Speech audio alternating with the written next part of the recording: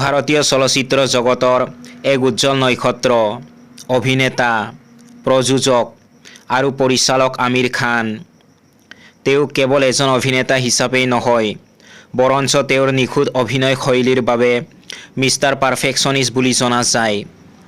দশক ধৰি তেওঁ প্ৰতিটো চৰিত্ৰক নতুনত্ব প্ৰদান কৰি দৰ্শকৰ মন জয় কৰি আহিছে। কেৱল বিনোদন নহয়, সামাজিক বাৰ্তা কঢ়িয়াই নিয়া ছবি নিৰ্মাণত তেওঁ আগৰণুৱা। 1965 চনৰ 14 মাৰ্চত মুম্বাইৰ এটা সম্ভ্ৰান্ত মুছলমান পৰিয়ালত মহম্মদ আমিৰ হুছেইন খানৰ জন্ম হয়। তেওঁৰ পিতৃ তাহিৰ হুছেইন এগৰাকী চলচ্চিত্ৰ প্ৰযোজক আছিল আৰু ককাক নাছিৰ হুছেইনো এজন বিশিষ্ট পৰিচালক প্ৰযোজক আছিল।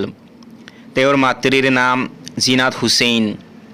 আমিৰ বিখ্যাত স্বাধীনতা সংগ্ৰামী মৌলানা আবুল কালাম আজাদৰ বংশধৰ।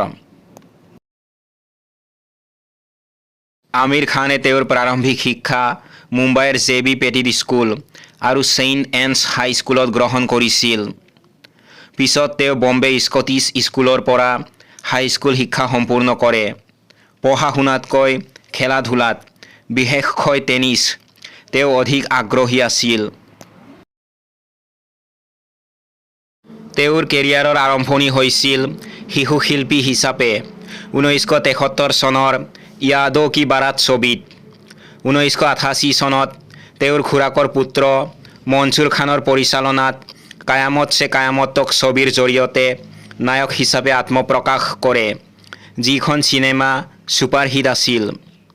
উল্লেখযোগ্য চিনেমা লগান অস্কাৰলৈ মনোনীত, দিল চাহতা হে, ৰং দে বসন্তী, তাৰে জমিন পৰ, পৰিচালক হিচাপে অভিষেক, গজনী, 3 ইডিয়টছ, যি ভাৰতীয় চিনেমাৰ ইতিহাসত অন্যতম সফল চিনেমা, পি.কে. আৰু দংগল।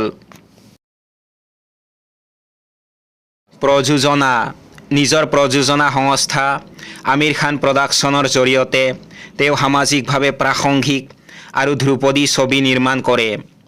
দূৰদৰ্শন তেওঁ সত্যমেও জয়তে অনুষ্ঠানৰ জৰিয়তে সামাজিক সমস্যাসমূহ পোহৰলৈ আনিছিল। 1986 চনত আমিৰ খানে ৰীনা দত্তৰ সৈতে বিবাহপাশত আবদ্ধ হৈছিল আৰু তেওঁলোকৰ 2টি সন্তান, জুনাইদ আৰু ইৰা। 2002 চনত তেওঁলোকৰ বিবাহ বিচ্ছেদ হয়। 2005 চনত তেওঁ কিৰণ ৰাওৰ সৈতে বিবাহপাশত আবদ্ধ হয়, কিন্তু 2021 চনত তেওঁলোকৰো বিবাহ বিচ্ছেদ হয়। তেওঁলোকৰ এটা পুত্ৰ সন্তান, আজাদ ৰাও খান। আমিৰ খানে তেওঁৰ সুদীৰ্ঘ কেৰিয়াৰত বহুতো বঁটা লাভ কৰিছে। পদ্মশ্ৰী 2003 আৰু পদ্মভূষণ 2010। বহুসংখ্যক ফিল্মফেয়াৰ বঁটা যেনে ৰাজা হিন্দুস্তানী, লগান, দংগল আদিৰ বাবে শ্ৰেষ্ঠ অভিনেতা। তেওঁৰ প্ৰযোজনা লগান অস্কাৰ বঁটাৰ বাবে মনোনীত হৈছিল। আমিৰ খান কেৱল এজন অভিনেতা নহয়, তেওঁ এজন এনে শিল্পী যিয়ে চিনেমাৰ জৰিয়তে সমাজক দাপোন দেখুৱাবলৈ চেষ্টা কৰে। চিনেমাৰ প্ৰতি তেওঁৰ নিষ্ঠা, নতুনত্ব আৰু নিখুঁত অভিনয়ৰ বাবে তেওঁ সদায় ভাৰতীয় চলচ্চিত্ৰৰ ইতিহাসত অদ্বিতীয় হৈ ৰ'ব।